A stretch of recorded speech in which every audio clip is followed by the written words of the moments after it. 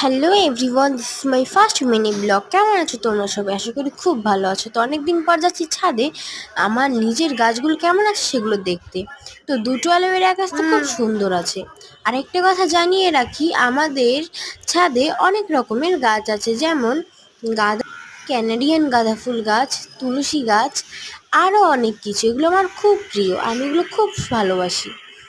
তো এর মধ্যে কিছু অ্যালোভেরার খুব খারাপ অবস্থা, আমার খুব খারাপ লেগেছে এগুলো দেখে।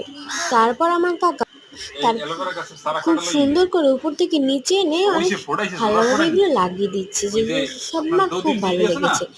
আর আমাদের নিচে অনেক রকমের গাছ আছে, যেমন বেগুন, টমেটো, ফুলের গাছ, বিভিন্ন ফুলের গাছ, পেঁপে গাছ, শেফালিকা ফুলের গাছ, ক্ষেত, আরও অনেক অনেক অনেক রকমের ক্ষেত, যেগুলো আমার খুব প্রিয়। আর দেখো, বলতে বলতে 3টে অ্যালোভেরা লাগানো হয়ে গেছে।